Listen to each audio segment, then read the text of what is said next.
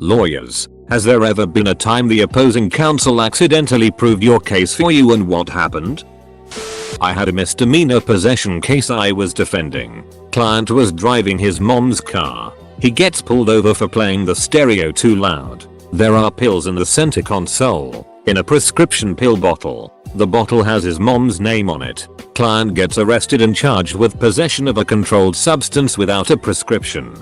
Case is obviously bullet, but the dumbest DA I've ever met in my life won't dismiss. We go to trial. During closing arguments, the DA says this case is a circumstantial evidence case. During my closing, I slapped the jury instruction on the projector that says if a case is based on circumstantial evidence and there is one factual scenario that points to guilt and one that points to innocence, the jury must find in favor of the defendant and acquit. My client was acquitted. Edit. RIP my inbox. Also, there are some amazing discussions below. That makes me really happy. I responded to as many questions as I had time for. DM me if you have a legal question about this case. Lots of you were interested.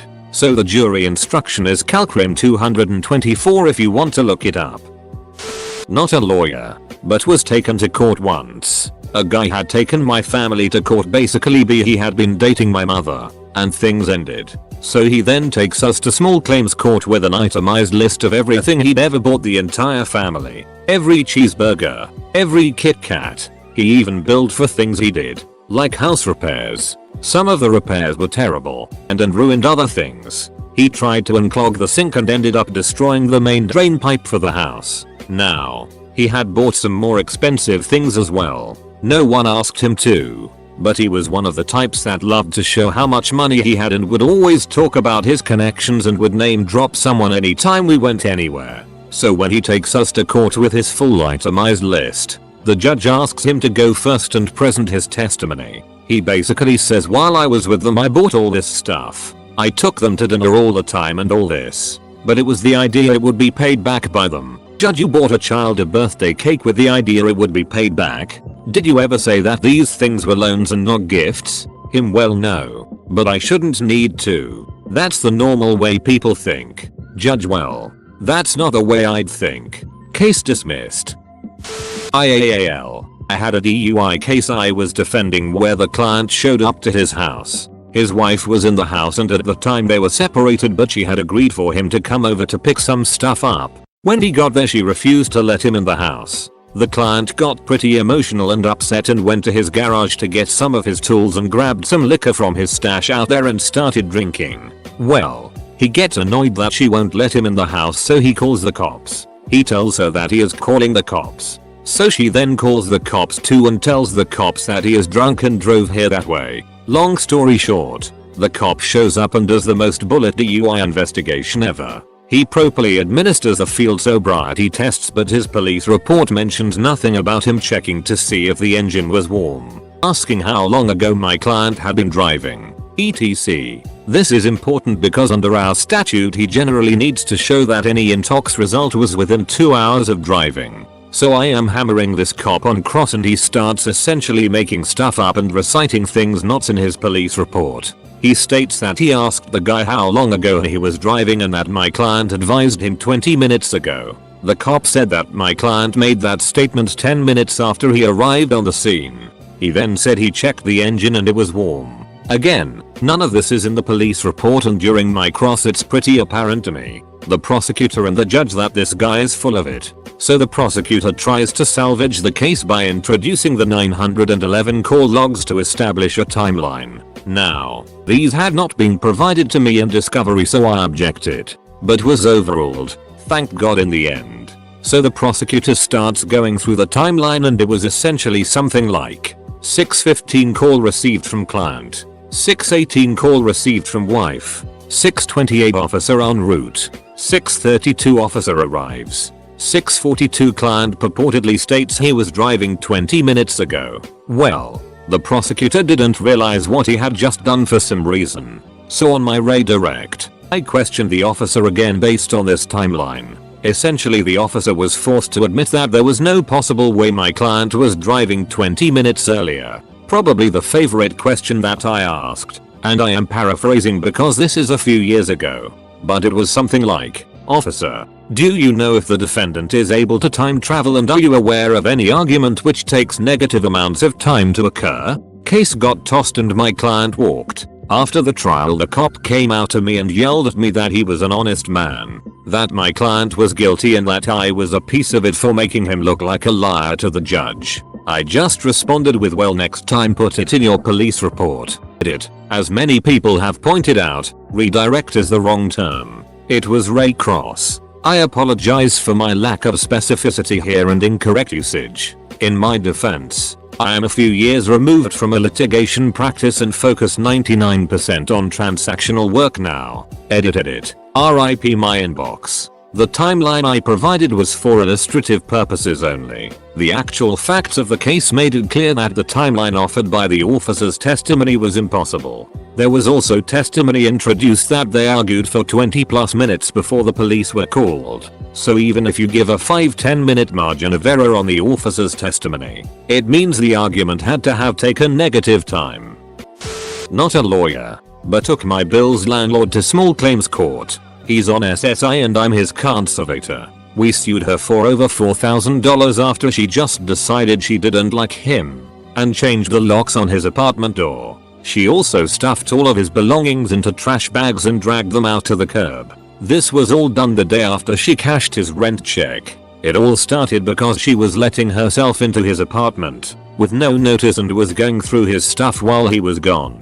When I found out about this, I told him to let her know that was not okay. He did, and that's why she kicked him out. I'm very organized, and presented the judge with a folder containing photos, receipts, short videos on DVD and the sheriff call logs, as well as a concise timeline of events. The landlord showed up with her son and countersued for the exact same amount we were suing them for, claiming that the apartment was trashed. There were holes in the walls and they would have to repair everything before being able to rent again. During the hearing, the judge asked for evidence of the damage to the room. The son whipped out his cell phone and showed a video panning and walking around the room. The video showed my Bill's apartment obviously still being lived in.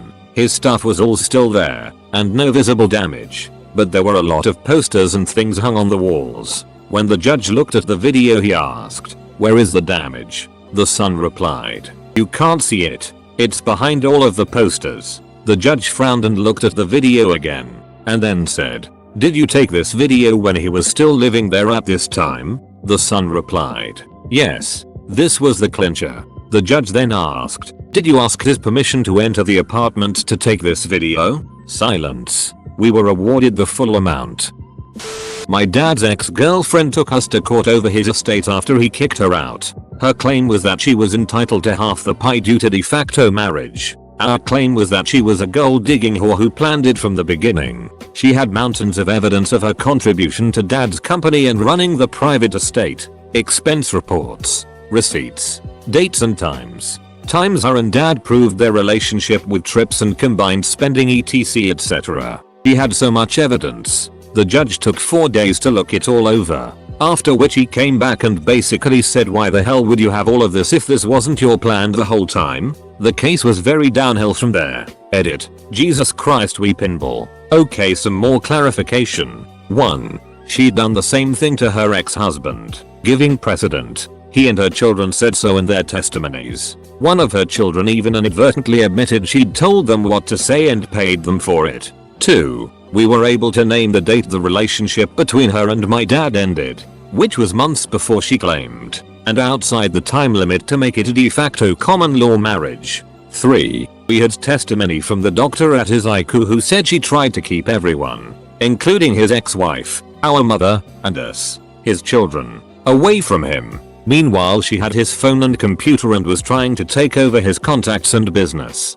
We had proof of this. 4. Her lawyer was a moron who constantly contradicted himself and the evidence. He lost documents, gave incorrect dates and asked irrelevant questions of the defense. 5. In the end, it was that her expenses for the relationship were deemed normal for anyone in any kind of romantic relationship. That gifts and meals aren't claimable for compensation. That her contributions to the household and business were not sufficient to warrant compensation. She never actually put any money into either, and that the relationship was not sufficient in duration to qualify as a common law marriage. 6. This case took 4 ducking years to settle, including 2 elevations of appeals. She finally gave up because she'd run into about $250,000 of court fee debt, as well as being forced to pay $40,000.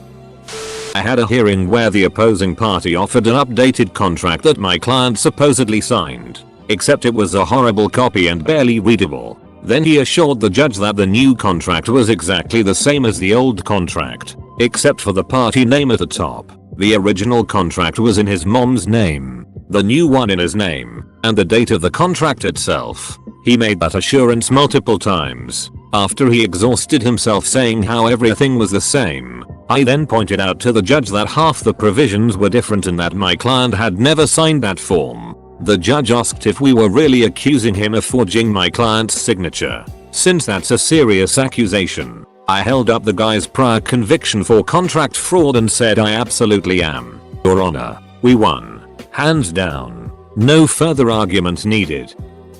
Not a lawyer, but a relative of a retired prosecutor. Relative was working misdemeanor criminal court. Cases get called in alphabetical order, and 2 women named Catherine Smith and Catherine Smith were scheduled to have their hearings before the judge. Not their actual names, but you get the point. Both had similar crimes, but slightly different. So the bailiff announces the next case to the courtroom, Catherine Smith, for 1 count of possession of sugar with the intention to sell, and 1 count of prostitution. So Catherine Smith stands up and indignantly cries, "Whoa, whoa, just wait a second. Where the hell did the prostitution charge come from? I may deal crack, but I am not a whore." Easiest drug dealing case my relative ever prosecuted. Actual lawyer here, from the full for a client file, was interning at legal services after 1L, doing discovery work for family law. My supervisor invited us to observe a hearing for our client to get a restraining order against her husband. At the hearing, the client discussed various times he threatened her. The man, representing himself, interrupted and said, "Judge, I never said any of those things. If I had, she wouldn't be standing here. Restraining order granted." I had to go to court over a financial cock-up when I was a student. Took advice from the university legal support team who said I didn't need a solicitor. So I went in alone. The judge didn't like this, and postponed it for another date so I could prove I'd had more counsel first. The other party's solicitor caught me outside the court and said I didn't tell you this but, and pointed out a huge error in the financial paperwork that made it very obviously come out in my favor. Went back to legal support. Got confirmation that it was right. Went to the second hearing alone and got the entire thing thrown out. The other solicitor winked at me as he left. Saved me about you a cute 9k. Nice chapter. My favorite is a story from Jerry Spence. For those who don't know, he is a famous trial attorney. A witness on the stand was claiming that he had suffered injuries to his arm because of a city bus accident. Jerry asked him to demonstrate to the jury how far he can lift up his arm after the accident. The witness makes a feeble effort of lifting his arm. Then Jerry asks the witness to demonstrate to the jury how far he could lift up his arm before the accident. He lifts his arm much higher. The jury laughs. The case is over. Edit. Spelling. Not a lawyer, but here's a story from the burbs. My buddy is in the middle of a situation like that right now. His psycho neighbor built a wall too high and doesn't have proper drainage on his property for the very small creek natural drainage in between their yards. My buddy hired an attorney as the psycho decided to sue him over it. My buddy's engineer that looked over the property noted not only did my buddy set his yard up right, but the neighbor created drainage problems. Neighbor hired his own engineer. That proved my buddy was correct. Now the guy is likely to go postal. Case was going to go to mediation. Since both engineers found fault with the psycho neighbor, my buddy decided he's going to take it to trial. Turned the tables a bit. Will post a follow-up if I can find this thread after the trial wraps. I am not a lawyer, but witnessed a pathologist win a case in court by destroying the defense's credibility. The question was over whether or not carbon monoxide poisoning could have caused certain signs of death in an individual. But the defense didn't study their chemistry very well and kept asking the pathologist whether carbon dioxide could have caused these signs. After thoroughly frustrating the defense by answering his questions incorrectly, the pathologist said very loudly, "Oh, I'm sorry. Did you mean carbon monoxide? Because that's a completely different thing." Completely destroyed the defense's credibility in front of the jury. They were done after that. So I guess the opposing counsel screwed himself by not picking up a book. Edit. For clarification, this is not the only reason that lawyer didn't win. There were a lot of other things that didn't work out in his favor, but those were technical things that he probably knew about ahead of time. This was a case where he was asking a question that he thought was going to work out in his favor, but it worked against him because he made a basic chemistry mistake that he honestly should have caught. Yeah, I know. He's not a scientist, but you don't have to be a scientist to remember the difference between those two things. Getting terminology correct is part of his job. It's not like anyone caught a felony charge solely because he said that one thing wrong.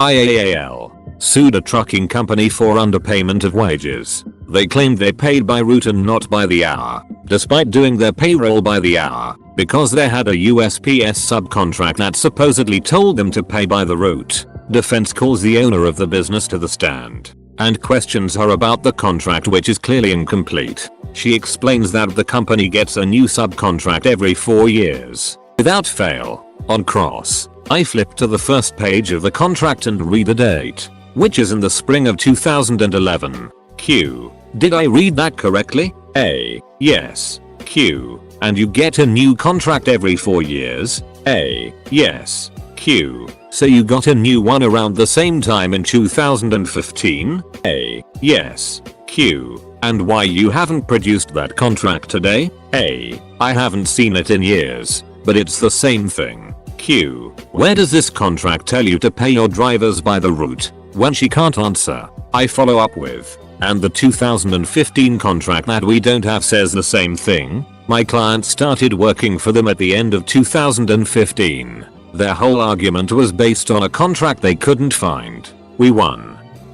I'm a lawyer, but this was from my time as a law clerk. Tattoo artist, around 40, gets charged with abuse of an employee. The victim is 17. Very fragile and barely able to sit in the same room as the defendant. She stares at the table the entire time and you are barely able to hear her speak. She does not elaborate much on details, but basically he forced himself on her after closing the shop for the day. The defendant's story is that the employee came onto him and that the sex was consensual. The defense calls a witness, another employee at the same shop, to basically tell everyone what a stand-up guy the defendant was. If I were to guess, I think the court were undecided, but maybe leaning on a not guilty verdict up until this point. The defense witness takes the stand, starts telling a story of how the defendant, while doing a tattoo on her, tried to hold her down and kiss her, but had to stop because someone else came into the shop. Game over. Perp got convicted of rape. A week later he declared that he was satisfied with the penalty and chose not to appeal. Edit. Just to clarify, since many comments are based on US law, this happened in Sweden. I worked as an intern for a lawyer. Construction law in France are quite strict in regard to the neighboring of historical monuments. The city was denying a permit for heavy modification of the house of our clients. They were arguing that because you could see the house from the church's bell tower, modifications were impossible. As a support they kindly linked us to a 360 picture from said bell tower. We, as kindly, pointed to them that our client's house was, indeed, not visible from the top of the church. Building permit was greenlit the following day. Not a lawyer, I know, but my parents were in a lawsuit where this happened. They owned a business, and on the either side of it were businesses as well. Their neighbor to the left sued us, claiming that we had been using their property without paying them or without permission, that we were essentially trying to adverse possess it. We got a surveyor to come in and the surveyor said that not only were we using all of our property, but we had been paying rent to them on about 20 feet that was also our property. Obviously they weren't happy, so they got their own surveyor, who gave us 50 feet. We won the lawsuit. Now their little patch of property has a rusty fence all around it with keep out signs everywhere. It's about 20 x 10 feet. A guy I used to work with was going through a messy divorce, about 20 years ago now.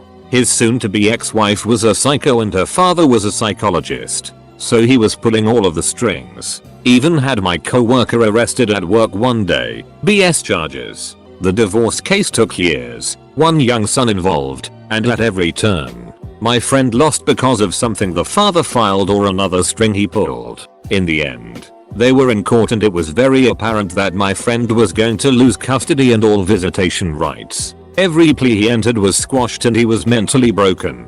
The judge asked the ex-wife if she had anything else to add and she said she had a written statement that she wanted the judge to read. The bailiff took the paper from her and handed it to the judge, who unfolded the note and read it. He stopped for a minute and asked her if she was certain she wanted this note added to the case and she said yes. The judge turned to my friend and said, paraphrasing, Mr. XXXXXXX. All these years and all these claims that I ruled against you. The court profusely apologizes. I did not believe you but now I do. Ruling in your favor. Bangs the gavel. I grant you full legal and physical custody of your minor child. Bailiff please handcuff Miss XXXXXXX. My buddy was stunned that he won and happy at the same time. He later found out that the note said give me my son or I'll ducking kill you.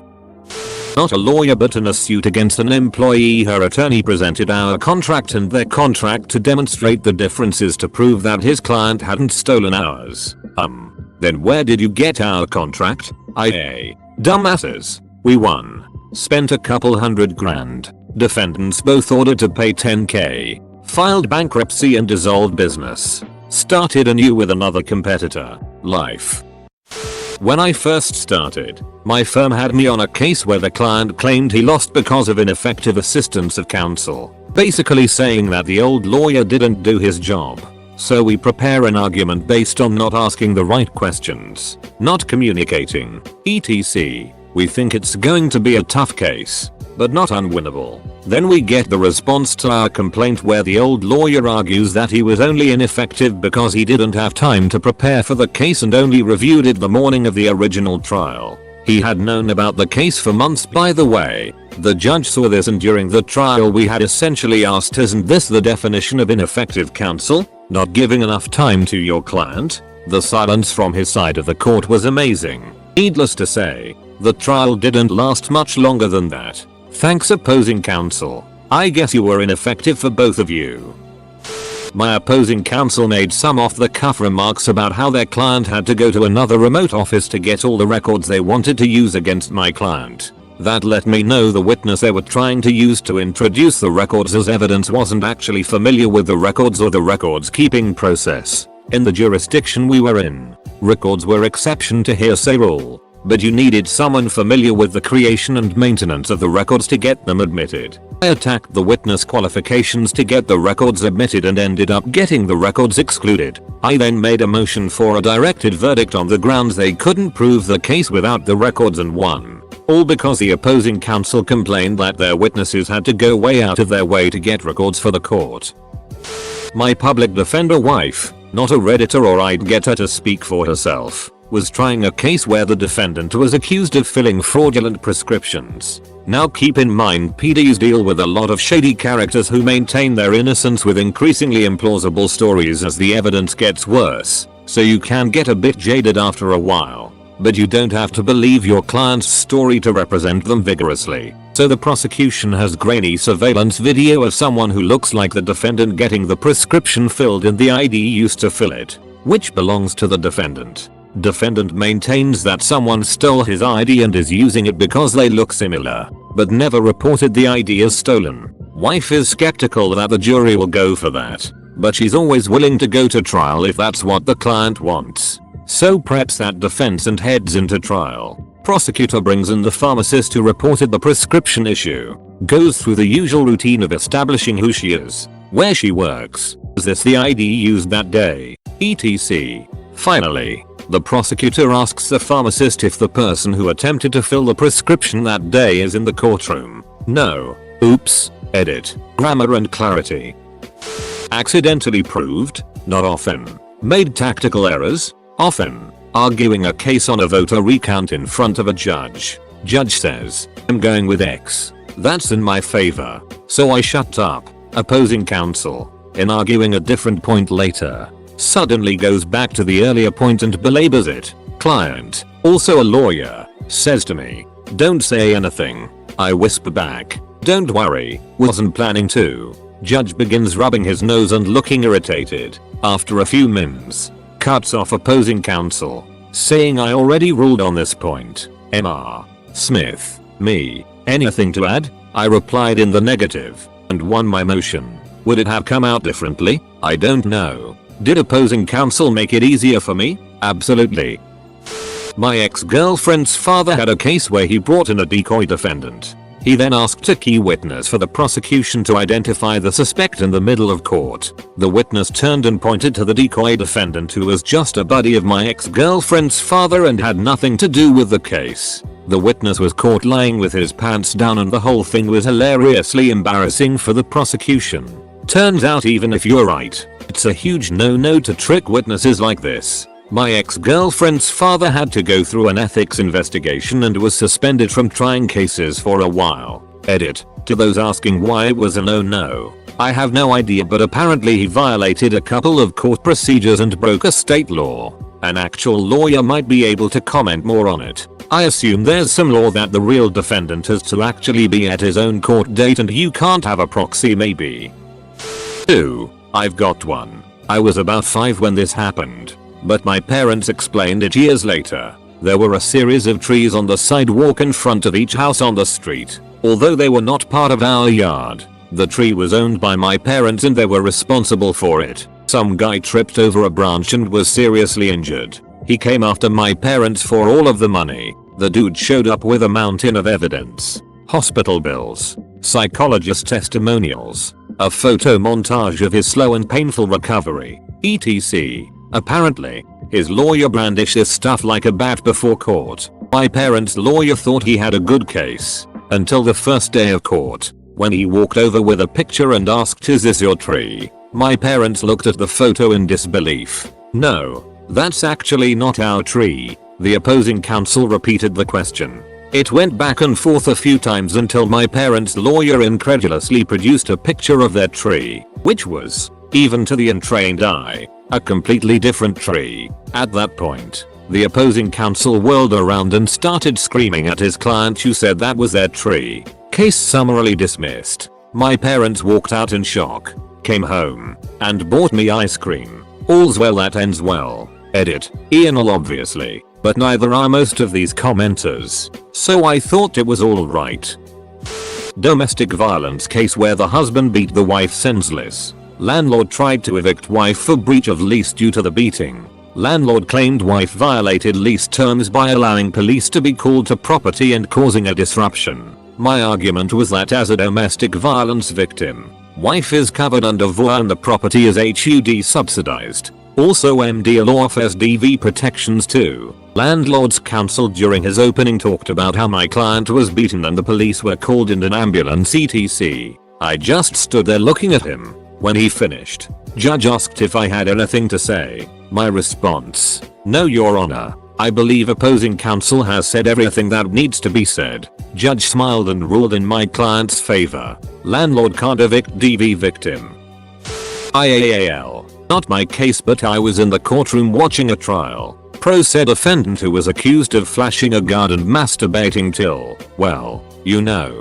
As a pro se defendant, he defended himself at trial without an attorney. Prosecutor was doing well proving the case. When the female deputy was on the stand, the defendant asked her one question: "If you saw me do what you claim I did, then how big is my D?" The deputy responded by raising her hands and estimated about 15 inches. The guy grinned, turned to the jury, nodded, said yeah, that's right, and sat down. Obviously he was convicted. He was doing a 10-year prison sentence, so this conviction wasn't of much consequence. But I'll never forget it. Edit. Clarification re. Pro se.